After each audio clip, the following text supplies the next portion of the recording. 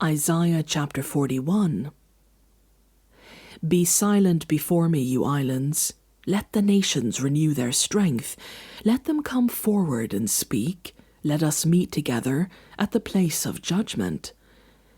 Who has stirred up one from the east, calling him in righteousness to his service?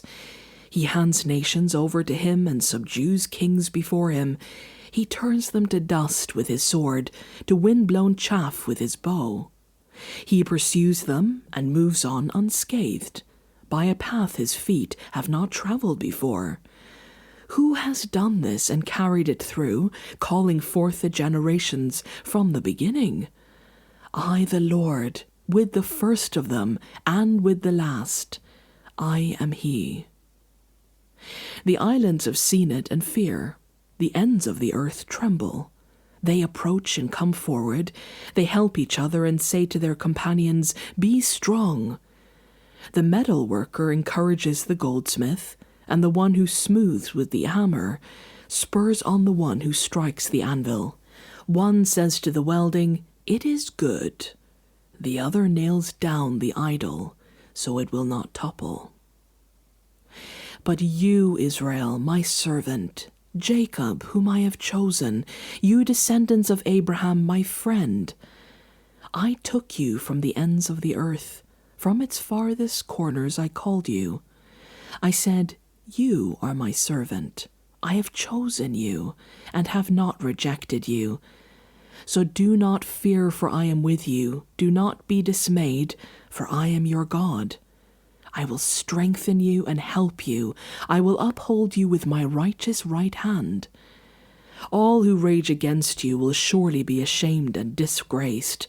Those who oppose you will be as nothing and perish. Though you search for your enemies, you will not find them. Those who wage war against you will be as nothing at all. For I am the Lord your God, who takes hold of your right hand and says to you, "Do not fear, I will help you. Do not be afraid, you worm Jacob. Little Israel, do not fear, for I myself will help you, declares the Lord, your Redeemer, the Holy One of Israel. See, I will make you into a threshing sledge, new and sharp with many teeth. You will thresh the mountains and crush them, and reduce the hills to chaff. You will winnow them, the wind will pick them up, and a gale will blow them away. But you will rejoice in the Lord and glory in the Holy One of Israel. The poor and needy search for water, but there is none. Their tongues are parched with thirst. But I, the Lord, will answer them. I, the God of Israel, will not forsake them. I will make rivers flow on barren heights and springs within the valleys. I will turn the desert into pools of water and the parched ground into springs. I will put in the desert the cedar and the acacia, the myrtle and the olive.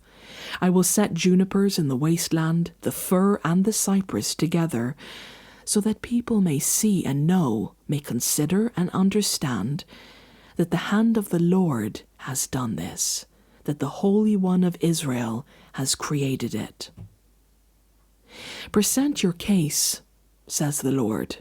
Set forth your arguments, says Jacob's king.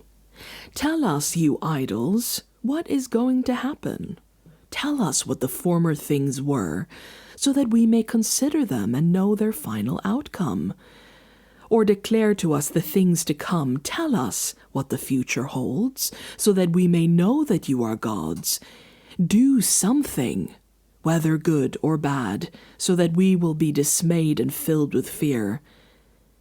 But you are less than nothing, and your works are utterly worthless. Whoever chooses you is detestable. I have stirred up from the north, and he comes, one from the rising sun, who calls on my name. He treads on rulers as if they were mortar, as if he were a potter treading the clay. Who told of this from the beginning, so we could know, or beforehand so we could say, he was right? No one told of this. No one foretold it. No one heard any words from you. I was the first to tell Zion, look, here they are. I gave to Jerusalem a messenger of good news. I look, but there is no one among the gods to give counsel, no one to give answer when I ask them. See, they are false. Their deeds amount to nothing. Their images are but wind and confusion.